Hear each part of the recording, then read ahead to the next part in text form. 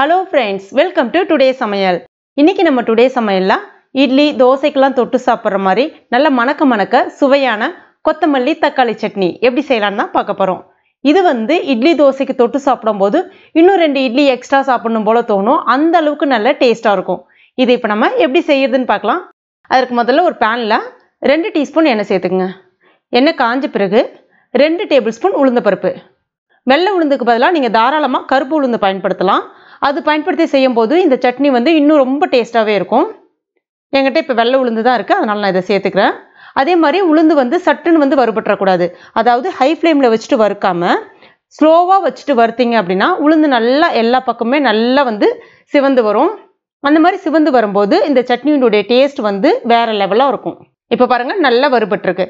இப்போ எண்ணெய் நல்லா வடிகட்டின மாதிரி எடுத்துட்டு மிக்ஸி ஜார்ல சேர்த்துக்குங்க. இப்போ இதே பேன்ல எண்ணெய் இருக்கும். 8 போல பச்சை மிளகாய் உடச்சி விட்டுட்டு சேர்த்துக்குங்க. இவ்வளோ பச்சை மிளகாவா அப்படின்னு கேட்க வேண்டாம். இந்த பச்சை மிளகாய் காரம் கொஞ்சம் கம்மியாக இருக்கும், அதனால நான் நிறைய சேர்த்துருக்கேன்.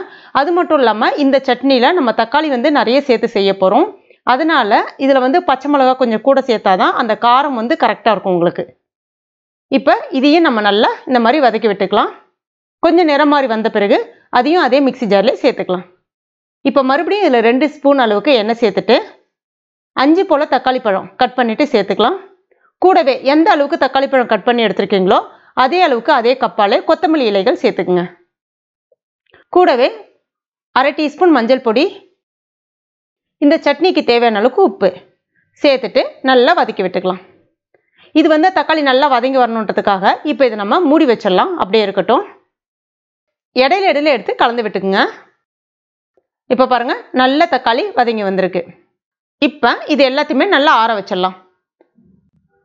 நல்லா ஆறுனதுக்கு அப்புறமா ஏற்கனவே நம்ம மிக்ஸி ஜாரில் சேர்த்துருந்தோம்ல அந்த பச்சை மிளகாய் உளுந்து, அது கூடவே ஒரு 1/4 டீஸ்பூன் அளவுக்கு சீரகம், 5 பல் அளவுக்கு பூண்டு, 3 கொட்டைப்பாக்கு அளவுக்கு புளி சேர்த்துட்டு தண்ணியெலாம் எதுவும் சேர்க்காம இந்த மாதிரி அரைச்சி எடுத்துங்க. அடுத்ததான் நம்ம வதக்கி வச்சிருந்தோம்ல அதையும் இது கூட சேர்த்துக்கலாம். தண்ணி தேவைப்படாது, தேவைப்பட்டால் கொஞ்சமாக தண்ணி சேர்த்துக்குங்க. ஏற்கனவே நம்ம உப்பு சேர்த்து தான் தக்காளியை வதக்கியிருக்கோம். இப்போ இதை நல்லா அரைச்சிக்கலாம். ரொம்ப மைய அரைச்சிடாம இந்த மாதிரி கொஞ்சம் கொரகொரப்பாக அரைச்சிங்கன்னா இந்த சட்னியினுடைய டேஸ்ட் பார்த்தீங்கன்னா அம்மியில் அரைச்ச ஒரு ஃபீல் இருக்கும், ரொம்ப நல்லாயிருக்கும். அடுத்ததான் இதை தாளிச்சிடலாம். ஒரு பேனில் 2 டீஸ்பூன் எண்ணெய் சேர்த்துக்குங்க. 1/2 டீஸ்பூன் கடுகு, 1/2 டீஸ்பூன் உளுந்தப்பருப்பு, இதெல்லாம் நல்லா பொரிஞ்சு வந்த பிறகு கருவேப்பிலை இலைகள். அவ்வளோதான். தேவைப்பட்டால் கொஞ்சமாக பெருங்காயப்பொடி நீங்கள் சேர்த்துக்கலாம், நல்லாயிருக்கும் அதுவும். இப்போ பாருங்கள் சட்னி பார்க்குறதுக்கே எவ்வளோ அழகாக இருக்குன்னு சொல்லிட்டு. அதே மாதிரி இந்த சட்னி நம்ம வீட்டில் செய்யும்போது வீடே அவ்வளோ ஒரு வாசனையாக இருக்கும். இட்லி தோசைக்கெல்லாம் பக்காவான சைட் டிஷ்ஷாக இருக்கும், ரொம்ப டேஸ்ட்டாக இருக்கும். கண்டிப்பாக உங்கள் வீட்டில் ட்ரை பண்ணி பாருங்கள். 2 இட்லி பின்ன இறங்கும், அவ்வளோ சூப்பராக இருக்கும். ட்ரை பண்ணிவிட்டு மறக்காமல் எனக்கு கமெண்ட் பண்ணுங்கள். இந்த வீடியோ உங்களுக்கு பிடிச்சிருந்தா லைக் பண்ணுங்கள். உங்கள் நண்பர்கள் மற்றும் ஃபேமிலி மெம்பர்ஸ் கூட மறக்காமல் ஷேர். இந்த ஃபேஸ்புக் பேஜை இது வரைக்கும் நீங்கள் ஃபாலோ பண்ணலைன்னா உடனே ஃபாலோ பண்ணிக்கங்க. அப்போ தான் நான் போடுற வீடியோஸ் உங்களுக்கு அப்டேட் ஆகிட்டே இருக்கும். தேங்க்யூ.